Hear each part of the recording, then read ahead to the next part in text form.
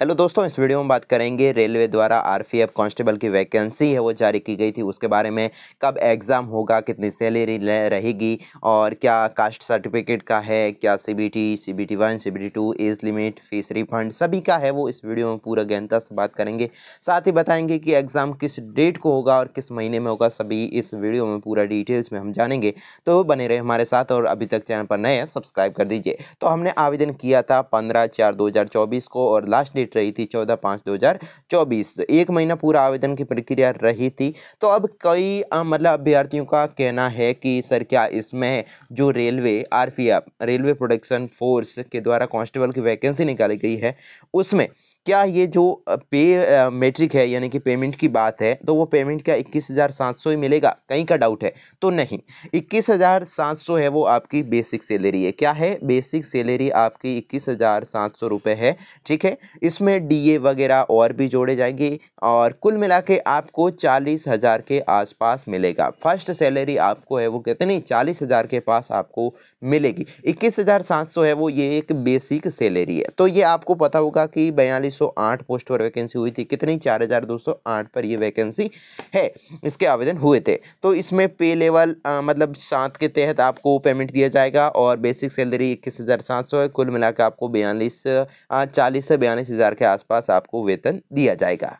तो ये वेतन का आपका जो भी मामला था वो ये हमने इस वीडियो में कंप्लीट कर दिया। ठीक है, कांस्टेबल की हम बात कर रहे हैं, 21,700 पे मेट्रिक के हिसाब से आपको दिया जाएगा। चलिए अगला हम डाउट क्लियर कर देते हैं। कई कह रहे हैं कि जो ये करिकुलम डेट है, जो करिकुलम डेट में SC ST OBC EWS का पूरा ये यहाँ पर देख सकते हैं, यहाँ पर है। तो इसमें है वो क्या होने वाला है, तो आपको बता दूं कि इसका है वो डेट बदलाव नहीं होगा। क्या होगा? बदलाव नहीं होगा। बदलाव नहीं होगा, जो भी डेट बताया है उसी अनुसार ये प्रक्रिया रहेगी, इसमें कोई भी बदलाव आपको देखने को नहीं मिलेगा।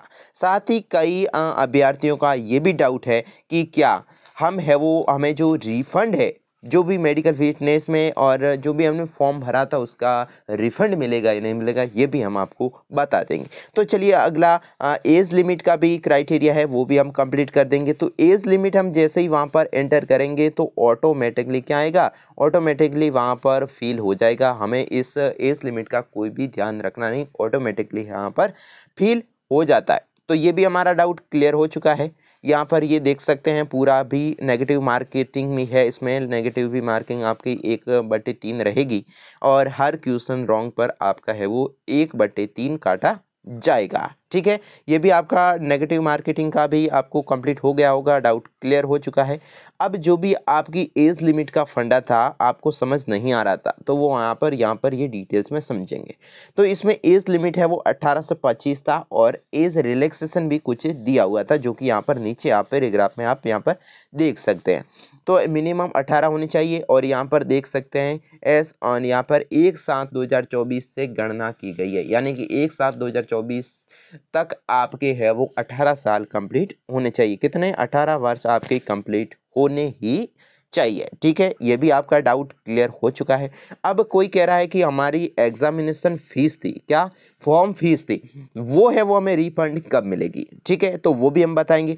रिफंड मिलेगी, रिफंड का प्रक्रिया ये रहती है कि जैसे आपने फॉर्म भरा और आपने CBT 1 दिया, कौन सा एग्ज़ाम? CBT 1 आप देंगे, उसके बाद ही आपका है वो पैसा है वो अपने अकाउंट में वापस आएगा। ठीक है, CBT 1 देने के बाद ही आपका है वो आने वाला है, पहले नहीं आएगा। जो भी 500 या 250 आपने फीस भरी थी वो है वो आपकी वापस आएगी CBT 1 के बाद। यहाँ पर आप देख सकते हैं CBT लिखा हुआ है। Only candidate who attempt CBT यानी कि CBT 1 देने वाले को ही पेमेंट रिफंड किया जाएगा, अन्यथा रिफंड नहीं किया जाएगा। यहाँ पर आप नोट डाल के भी बोर्ड ने लिख दिया है, यहाँ पर आप देख सकते हैं। तो चलिए अगला भी देख लेते हैं, प्रोसेस क्या रहने वाली, यानी कि ये रिक्वायरमेंटल की प्रोसेस क्या रहती है। यहाँ पर आप देख सकते हैं प्रोसेस में फर्स्ट बताया गया कि आप ऑनलाइन मोड में आप ऑफिशियल वेबसाइट पर आवेदन कर दीजिए। ठीक है, तो वहाँ से आपको पता चल जाएगा, हम मतलब अप्लाई करेंगे, चेक करेंगे कि फॉर्म रिजेक्ट होना या एक्सेप्ट होना। ए में ये बात हुई।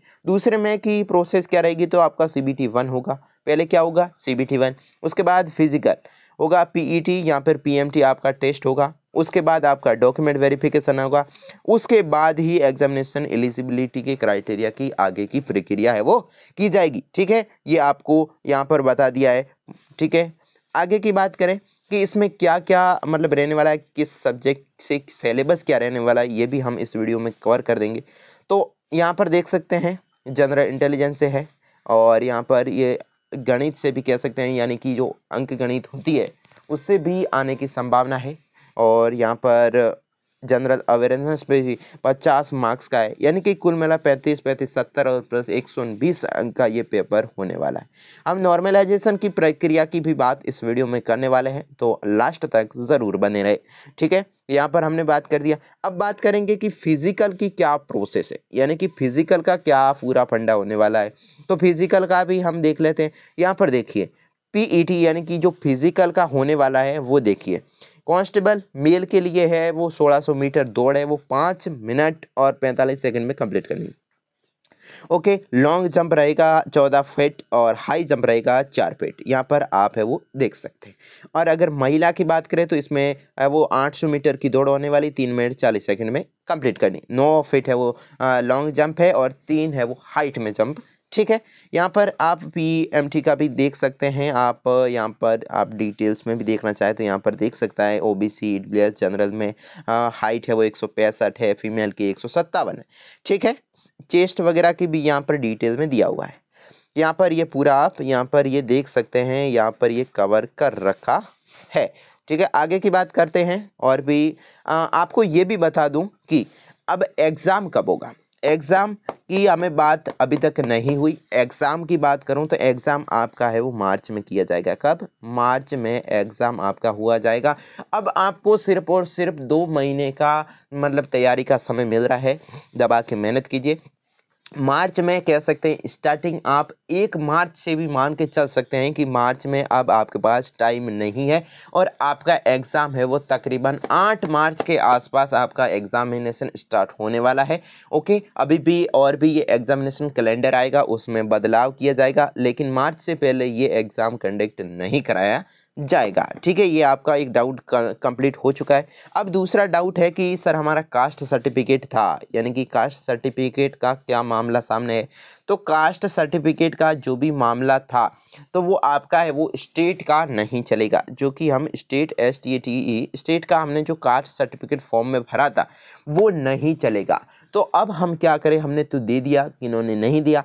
तो अगर आपने दिया है तो भी अच्छी बात, नहीं दिया तो भी अच्छी बात। ठीक है, अब आपको ये करना है कि जैसे ही एग्ज़ाम हो, क्या होगा, ये मेन एग्ज़ाम CBT 1 होता है, उससे पहले पहले आप है वो अपना है वो कास्ट सर्टिफिकेट बना लीजिए। किसका? सेंट्रल का कास्ट सर्टिफिकेट आप बना दीजिए, ताकि आप रिजेक्ट ना हो, वरना आपको है वो बार कर दिया जाएगा। पिछली बार भी काफ़ी लोगों को है वो बार किया गया था कास्ट सर्टिफिकेट के रिगार्डिंग। तो अपना है वो कास्ट सर्टिफिकेट है वो सेंट्रल लेवल का बना लीजिए एग्जाम से पहले पहले। अभी तक आपके पास 2 महीना है।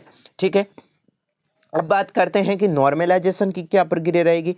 तो नॉर्मलाइजेशन की प्रक्रिया की बात करें तो नॉर्मलाइजेशन आपका ऐसे होगा, जैसे कि 120 का टोटल पेपर है, उसमें से अगर आपने 70 क्वेश्चन सही किए, कितने? 70 क्वेश्चन आपने सही कर दिए, तो भी आपको है वो प्लस 20 मार्क्स आपको नॉर्मलाइजेशन का मिलेगा। किसका?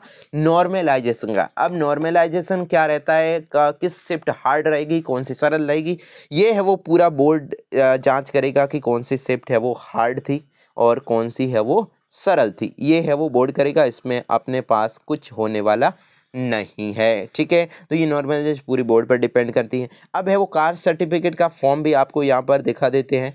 यहाँ पर आप देख सकते हैं ये कास्ट सर्टिफिकेट का है वो सेंट्रल का फॉर्म है। यहाँ पर डिस्ट्रिक्ट डिवाइन, यहाँ पर आप नाम, विलेज, सिटी, पूरा पूरा आपको टेरिटरी वगैरह भी, देश का कास्ट कौन सी है, सभी का आपको यहाँ पर है वो फॉर्म भरना है। तो ये हमने पूरा इस वीडियो में डिटेल में आपको समझा दिया है कि RPF कांस्टेबल वैकेंसी में क्या क्या होने वाला है, कब क्या होने वाला है, ये भी आपको बता दिया। चैनल पर अभी भी नए हैं तो सब्सक्राइब जरूर कीजिए। Thanks for watching this video. इस वीडियो ऐसे ही इंटरेस्टिंग वीडियो RPF और सभी RRB और RPF द्वारा सभी वैकेंसी के कंडक्ट कराने के नोटिफिकेशन देखने के लिए हमारे साथ बने रहे।